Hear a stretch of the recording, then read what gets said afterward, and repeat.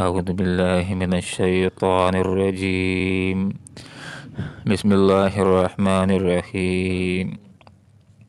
والله جعل لكم من أنفسكم أزواجا وجعل لكم من أزواجكم بنين وحفدة ورزقكم من الطيبات أفبالباطل يؤمنون وبنعمة الله هم يكفرون. صدق الله العظيم.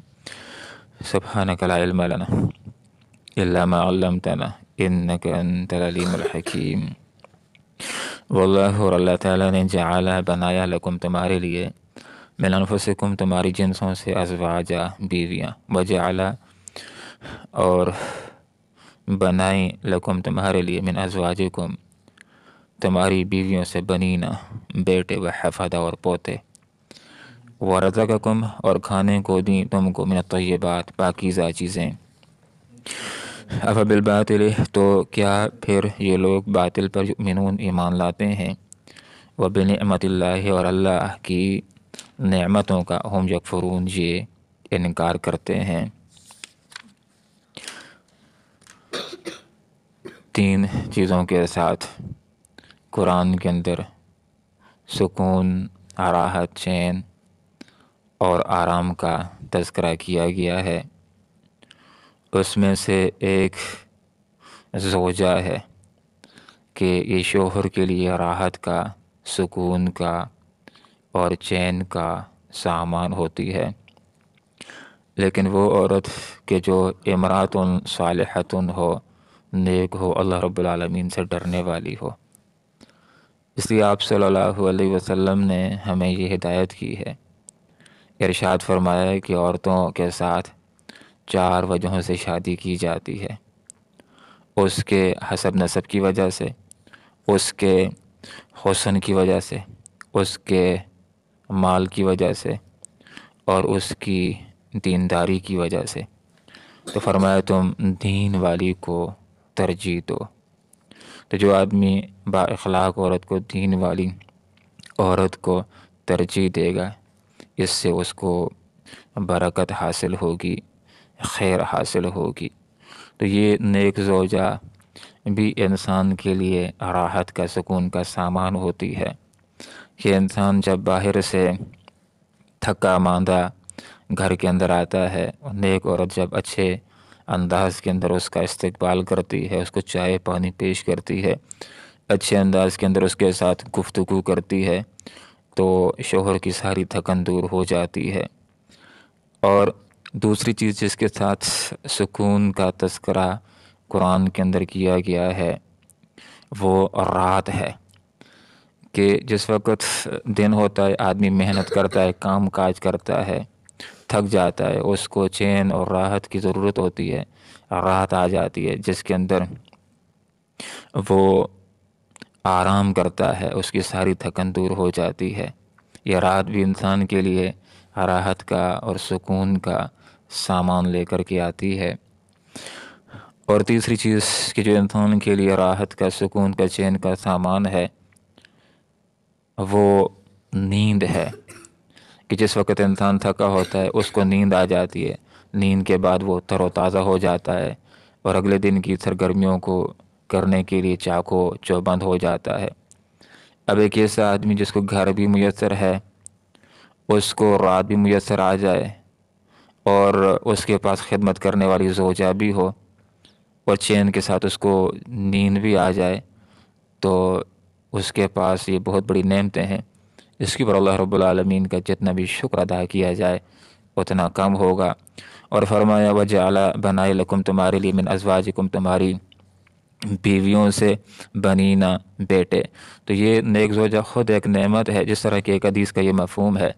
آپ صلی اللہ علیہ وسلم نے ارشاد فرمایا کہ ایک بندے مومن کے لیے، ایک مرد کے لیے دنیا و مافیہ کے اندر جو سب سے بڑی نعمت ہے وہ امرأۃ صالحۃ ہے، نیک عورت۔ اس لیے کہ یہ نعمت اور نعمتوں کے اصول کا ذریعہ بھی ہوتی ہے، اس کے ذریعے سے آدمی کو نیک اولاد بھی نصیب ہوتی ہے، اور اولاد نیک ہو تو یہ اولاد انسان کے لیے جنت میں جانے کا ذریعہ بن سکتی ہے، یہ انسان کے لیے صدقہ جاریہ ہو جاتی ہے۔ تو فرمایا وجعل بنائے لکم تمہارے لیے من ازواجکم تمہاری بیویوں سے بنینا بیٹے۔ تو اولاد کے اندر یہ بیٹے انسان کے لیے عزت کا بھی ذریعہ ہوتے ہیں، طاقت کا ذریعہ بھی ہوتے ہیں، اور بڑھاپے کے اندر انسان کے بہت بڑے سہارے کا ذریعہ بنتے ہیں۔ وحفظہ، اور اللہ رب العالمین نے تم کو پوتے عطا فرمائے۔ تو بعض اوقات انسان کو اپنے بیٹوں سے بھی زیادہ پوتے زیادہ اچھے لگتے ہیں، ان کا چلنا پھرنا، ان کے ساتھ گھومنا۔ جس وقت آدمی بڑی عمر کا ہو جاتا ہے، اس کو بھی بات چیت کے لیے بندے چاہیے ہوتے ہیں، تو اگر اس کے پوتے دوتے ہوں تو ان کے ساتھ بیٹھتا ہے، گفتگو کرتا ہے، اس کا دل بہل جاتا ہے۔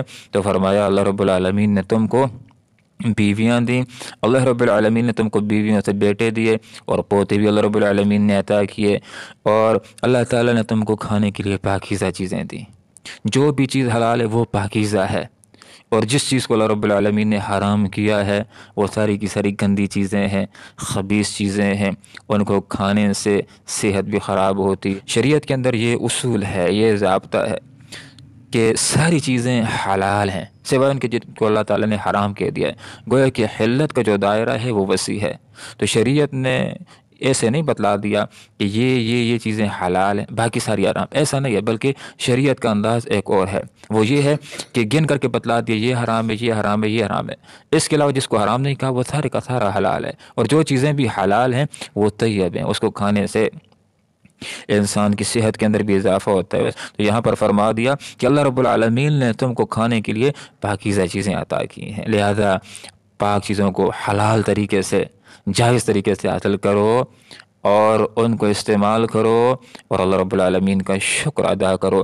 افبالباطل یؤمنون، تو کیا پھر یہ لوگ باطل کے اوپر ایمان لاتے ہیں اور اللہ کی نعمتوں کا یہ انکار کرتے ہیں؟ یہ بھی اللہ رب العالمین کی نعمت کا انکار اور باطل کے اوپر ایمان ہے کہ بیٹے اور اولاد دینے والا اللہ ہے۔ جب اولاد مل جائے اور آدمی کہے کہ فلاں پیر کی وجہ سے ایسا ہو گیا، وہاں ہم گئے تھے اور اس کی وجہ سے اولاد مل گئی ہے، تو یہ باطل کے اوپر ایمان ہے اور اللہ کی نعمت کا انکار ہے۔ اگر انسان دولت مند ہو گیا ہے، اس کے پاس بہت سارا مال آ گیا ہے، اور وہ یہ سمجھتا ہے کہ فلاں انسان کی وجہ سے ایسا ہو گیا ہے، فلاں پیر کی وجہ سے میں مالدار ہو گیا ہوں، تو حقیقت کے اندر اس کا باطل کے اوپر ایمان ہے اور اللہ کی نعمت کا یہ انکار کر رہا ہے۔ جو کچھ بھی مل گیا ہے، انسان کے دل و دماغ کے اندر یہ بات ہونی چاہیے، ھذا من فضل ربی، کہ یہ جو مجھ کو مل گیا ہے میرے رب نے عطا کیا، یہ میرے رب کا فضل ہے۔ پھر حلال طریقے سے انسان ان کو حاصل کرنے والا ہو، اللہ کی ہدایات کے مطابق استعمال کرنے والا ہو، اور اللہ رب العالمین کو شکر ادا کرنے والا ہو۔ ایک حدیث کا یہ مفہوم ہے، حدیث قدسی ہے۔ آپ صلی اللہ علیہ وسلم نے ارشاد فرمایا کہ اللہ رب العالمین کا ارشاد اقدس ہے کہ بنی آدم کا معاملہ بڑا عجیب ہے کہ میں اس کا خالق ہوں، لیکن یہ بندگی اوروں کی کرتا ہے، لات کے آگے جھکا ہوتا ہے، منات کے آگے جھکا ہوتا ہے، حزا کے آگے جھکا ہوتا ہے، اور رازق اس کا میں ہوں، لیکن یہ شکر اوروں کا ادا کرتا ہے۔ تو انسان کے ذہن میں یہ بات ہو کہ انسان کو بیوی کسی نے دی ہے تو اللہ رب العالمین نے، اولادیں کسی نے دی ہیں تو اللہ رب العالمین نے اولاد دی ہے، اور رزق کسی نے دیا ہے تو اللہ رب العالمین نے دیا ہے، لہذا اللہ تعالیٰ کا شکر ادا کرے۔ اور جو آدمی اللہ کا شکر ادا کرتا ہے، اس کی وجہ سے انسان کی نعمتوں کے اندر اور اضافہ ہو جاتا ہے۔ اللہ تعالیٰ قرآن و سنت کو سمجھنے کی، سیکھنے کی اور اخلاص کے ساتھ اس کے اوپر عمل کرنے کی توفیق عطا فرمائے۔ آمین وآخر دعوانا الحمدللہ رب العالمین۔ واللہ، اللہ تعالیٰ نے جعلہ بنائے لکم تمہارے لیے، من انفسکم تمہاری جنسوں سے، ازواجا بیویاں، وجعلہ اور بنائے لکم تمہارے لیے، من ازواجکم تمہاری بیویوں سے، بنینا بیٹے، وحفدہ اور پوتے، ورزقکم اور اس نے کھانے کو دیں تم کو، من الطیبات پاکیزہ چیزیں۔ افبالباطل، تو کیا پھر یہ لوگ باطل پر یؤمنون ایمان لاتے ہیں، وبنعمت اللہ اور اللہ کی نعمتوں کا، ہم یہ یکفرون انکار کرتے ہیں۔ اللہم ربنا آتنا فی الدنیا حسنہ وفی الآخرۃ حسنہ وقنا عذاب النار برحمتک یا ارحم الراحمین۔